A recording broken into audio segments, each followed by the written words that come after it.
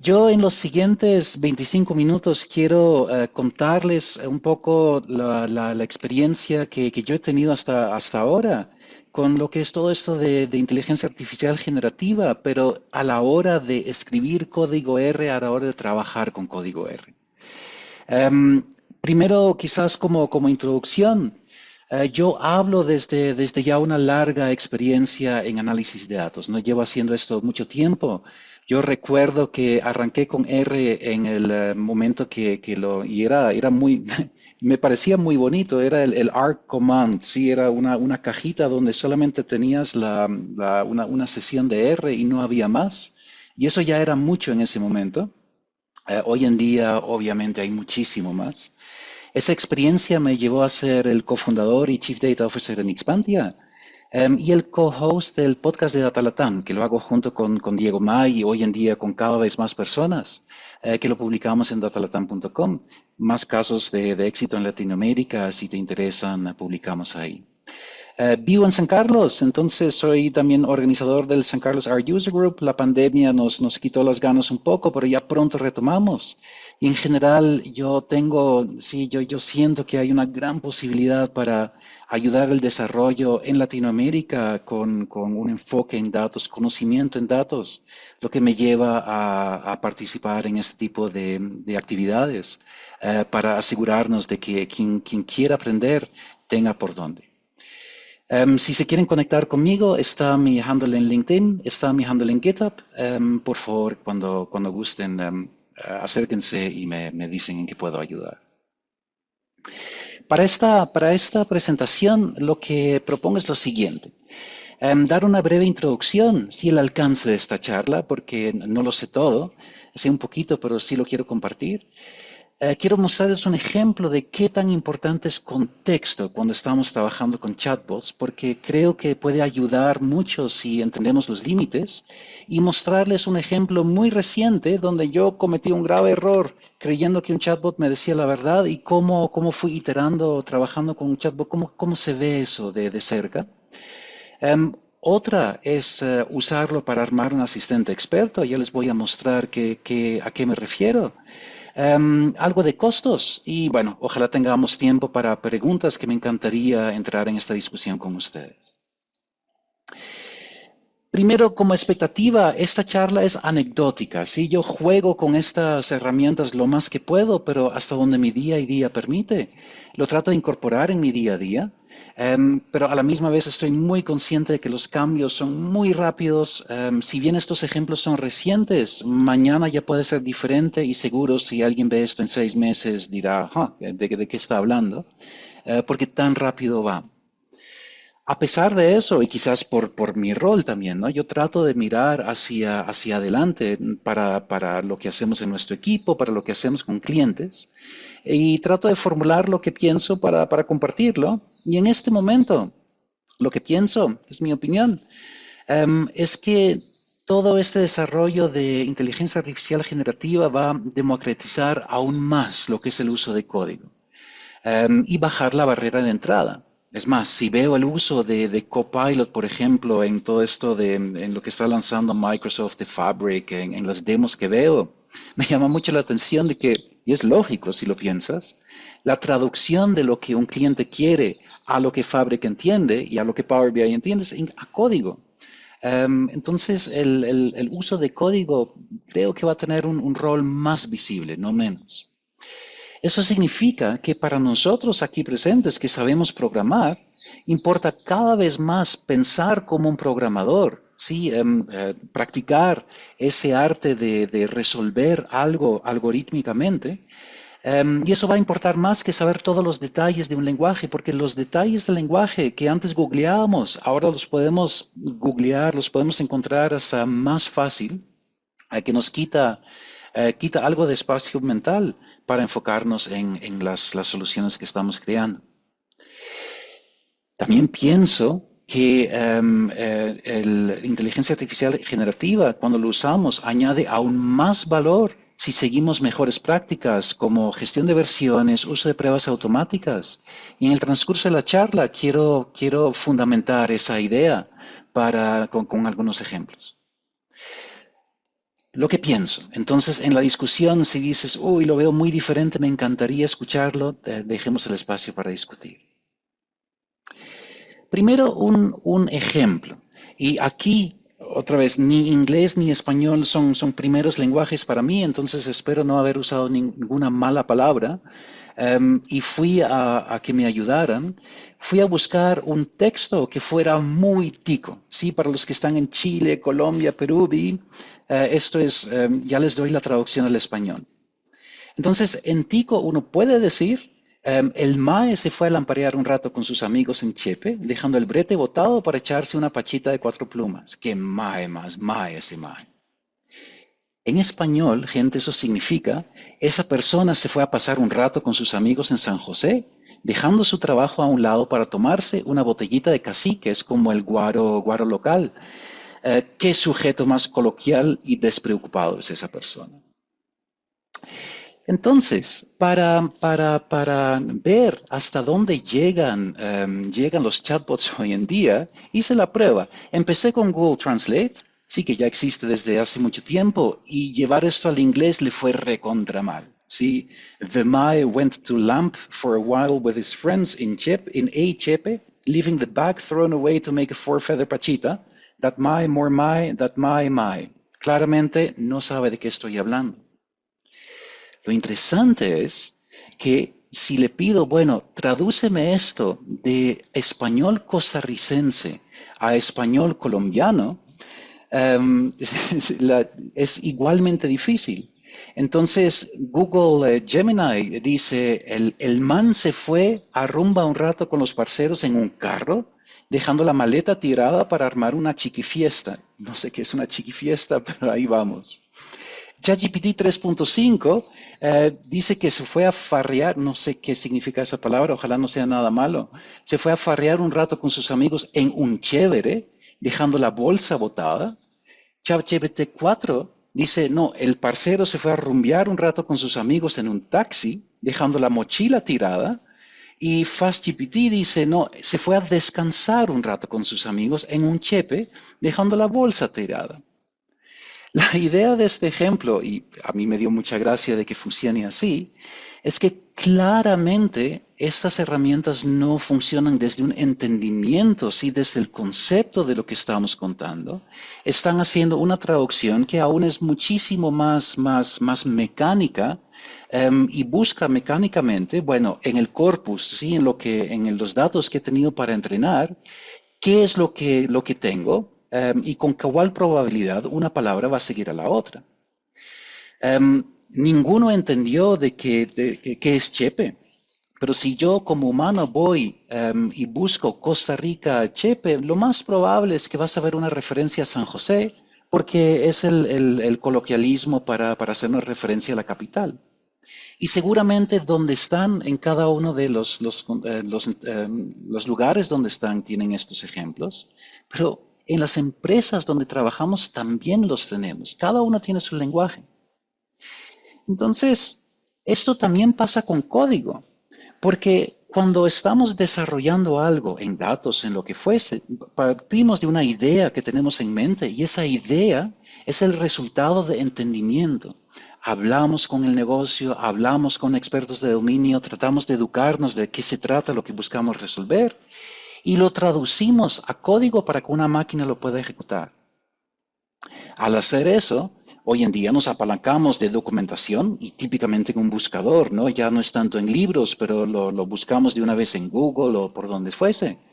Y al otro lado, podemos ayudarnos a darnos unas riendas y para no caernos tan fácil con pruebas automáticas para validar si esa traducción que estamos haciendo realmente es la traducción, es la idea que teníamos en mente al principio. Estas herramientas nuevas nos dan algo más.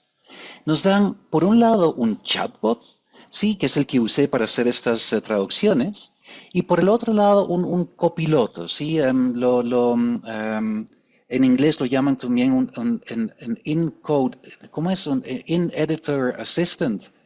Pero bueno, estuve tratando de traducirlo bien y le puse copiloto, donde están estas autosugerencias, autocorrección. Sigue también la ruta directa, ¿no? Idea en mente a traducción, idea a código. Y lo que nos asiste es, por un lado, estos chatbots son muy buenos en buscar documentación y darnos documentación en contexto. Sí, es como un súper navegador, porque algunos inclusive te dan las referencias, pero ya no necesitas leer los primeros tres, ¿no? Te los resume prácticamente para después ver e ir a los detalles. Y lo que me he dado cuenta es que chatbots son muy buenos en escribir pruebas automáticas, quizás porque es más cerrado, ¿sí? No es tan amplio lo que estás pidiendo.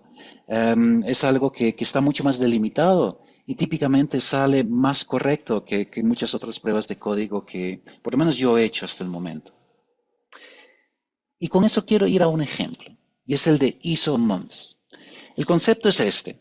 Hay una normativa ISO, el 8601, donde tengo semanas, ¿sí? Todo el año tiene semanas, la semana 1, 2, 3, 4, pero esas semanas no van de primero de enero al 31 de enero en un mes. No, enero consiste de las primeras 4 semanas del mes, febrero de creo que de las siguientes 4 y hay un mes que tiene 5, bueno, eso va variando, pero hay una regla que determina cuál semana va en cuál mes.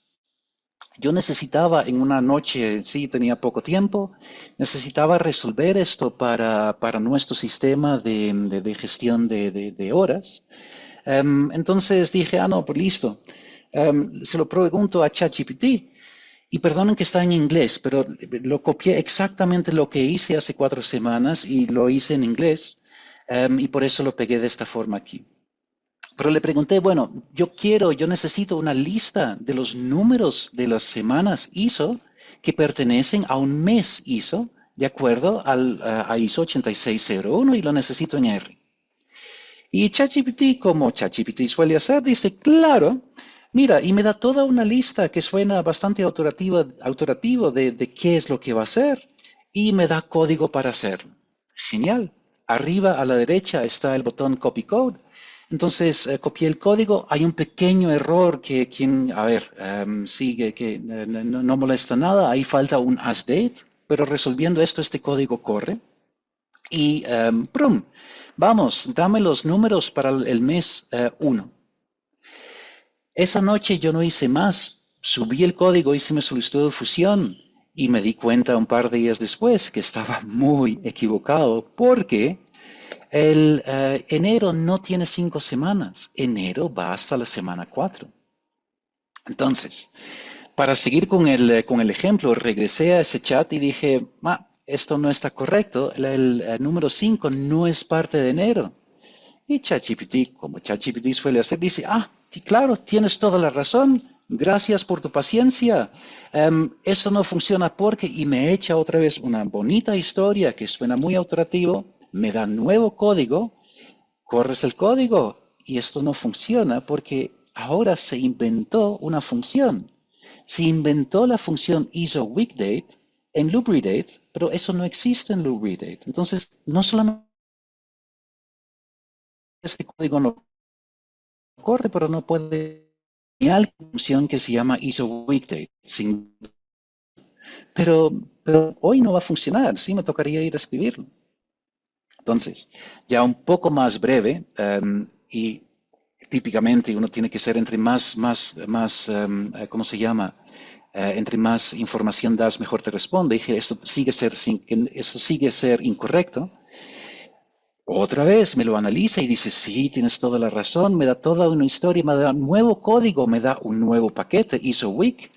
Y aquí no solamente no sabe usar ISOWeek porque el formato está mal, pero se inventa otra función. ISOWeek number is ISOWeek number in month, que sería genial si existiera porque es exactamente lo que necesito, pero lo está alucinando completamente porque no existe en ISOWeek. Eso es lo que pasa, no siempre, pero frecuentemente y hay que tomarlo en cuenta. Para mí la lección aprendida, y eso sí tengo que nunca volverlo a hacer, escribe primero la prueba, después anda y ármalo usando algo como ChatGPT. Porque entre más temprano en el proceso incorporas pruebas, más seguro vas a estar de que no vas a sufrir tanto después. Y esto es algo que acabo de ver validado en un reciente, esto salió en el Economist.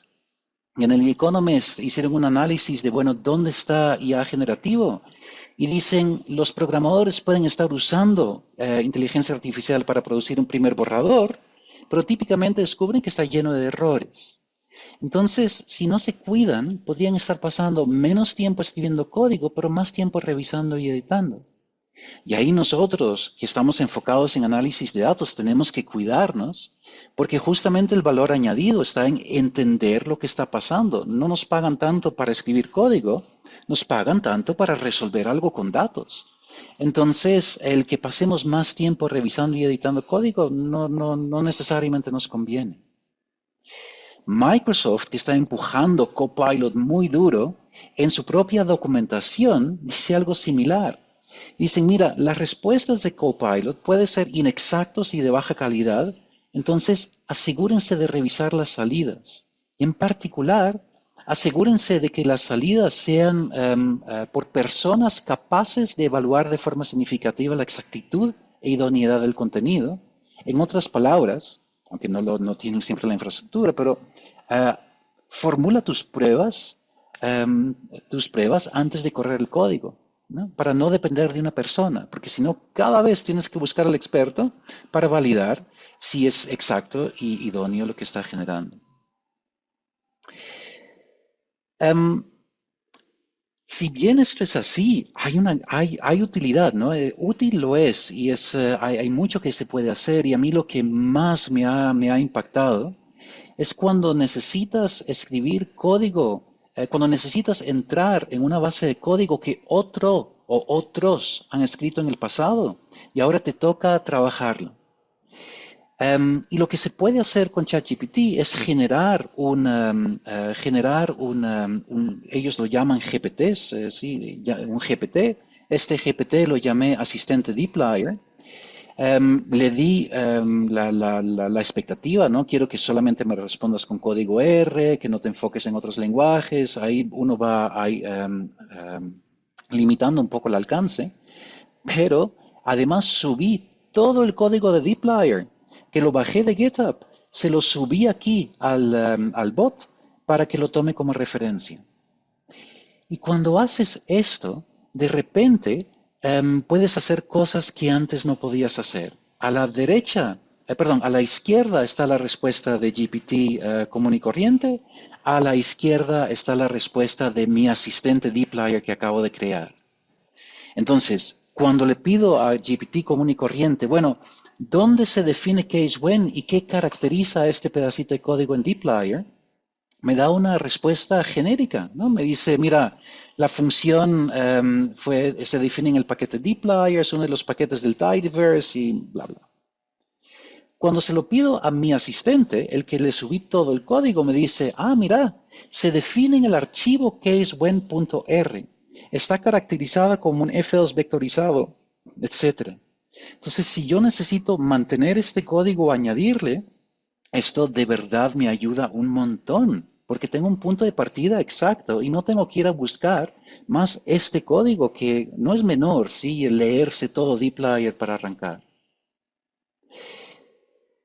Claro, el problema está en que si yo puedo subir DeepLayer porque es código abierto, es más, seguramente ya es parte de lo que se ha usado para entrenar.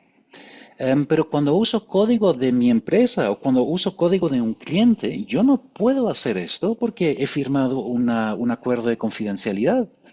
Yo como proveedor, pero muchos de ustedes también cuando entran a trabajar firman algo donde se aseguran que tratan la información de la empresa donde trabajan como confidencial. Y eso se puede hacer, pero tiene un costo. Entonces, todo esto es muy accesible, pero el uso en un entorno de trabajo depende.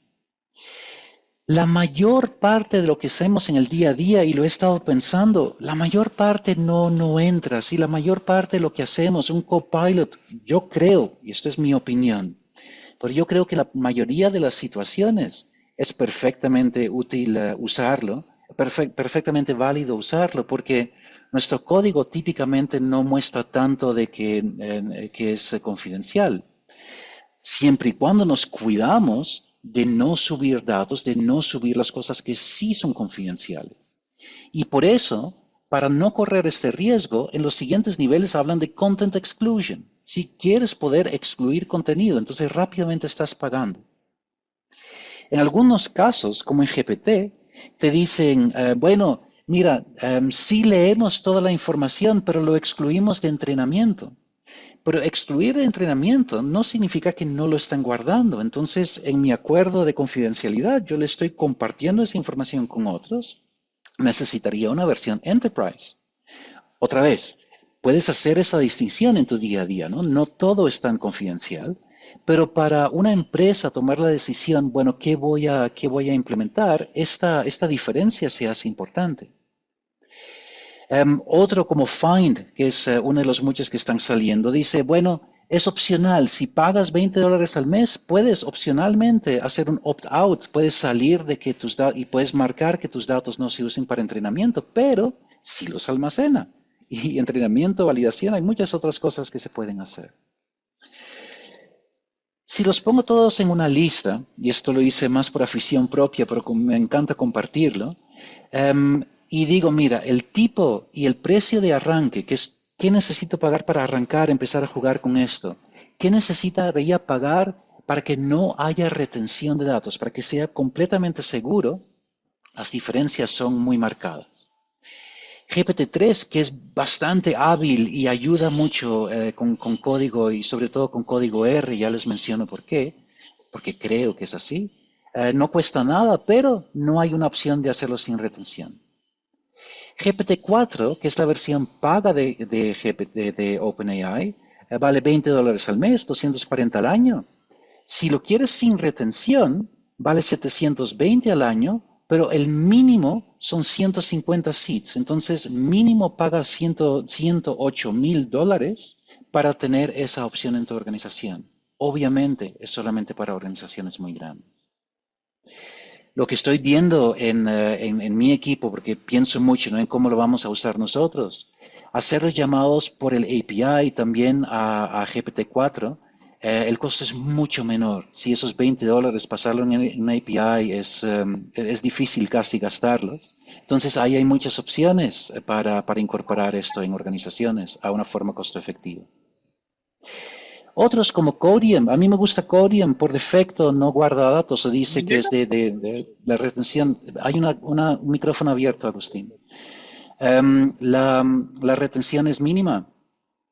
Entonces es de $0 arrancar y sin retención es $12. Copilot, no sé, no dice en la letra pequeña, sin retenciones entre los 230 y los 720. Find no da la opción. No es exhaustiva esta tablita, pero les da una idea de por dónde anda los diferentes precios. Esa columna sin retención, les aseguro que gente en TI en este momento están rascándose la cabeza de cómo hacerlo, cuál decisión tomar y cuándo sí y no incorporar esto en sus organizaciones. Más cuando una organización como Microsoft casi no les da opción, ¿no? Microsoft está empujando esto muy, muy, muy duro. Entonces, buscar esa exclusión no es fácil. Vuelo de pájaro, pero lo que les quería mostrar es esto, las cosas que he ido mirando, ojalá les sume. Lo que, desde mi perspectiva, lo que yo creo que es una enorme oportunidad para la comunidad R, es que justamente porque las librerías están tan bien documentadas, también con los vignettes, como tenemos tan buena documentación del contexto de uso, es un excelente alimento para los LLM, porque entonces puedes tener esa conversación, no solamente exactamente el pedacito de código, pero también el contexto alrededor, por qué usarlo, cómo interpretarlo, ¿no? Si hablamos de modelos, por ejemplo. Además, como es un lenguaje específico para el dominio de análisis de datos, análisis avanzados, cualquier pregunta va a estar muy enfocado a ese dominio, lo que ayuda, ¿no? El contexto está más delimitado. Entonces, sí, ya no hay cosas tan diferentes como Chepe, que es muy ambiguo. Las cosas son menos ambiguos porque estamos entre expertos. Retos, Típicamente R no devuelve errores tan descriptivos. El Object of Type Closure is not susceptible, todos lo hemos visto. Y eso sí hace una diferencia, ¿sí? Un colega me ha enseñado mucho sobre Rust y lo que significa en Rust es que cualquier error que sale, haces copy-paste y te da una excelente descripción de cómo resolverlo. En R no tanto. Y al ser una comunidad más pequeña, tenemos un corpus público, sí, la cantidad de documentación, código, etcétera, que es más limitado, que obviamente se nota también. Es más limitado, pero aún así es muy grande. Y esos, Agustín, son los puntos que quisiera dar para la discusión y cualquier pregunta. Y les agradezco muchísimo por su atención. Cualquier comentario, por favor.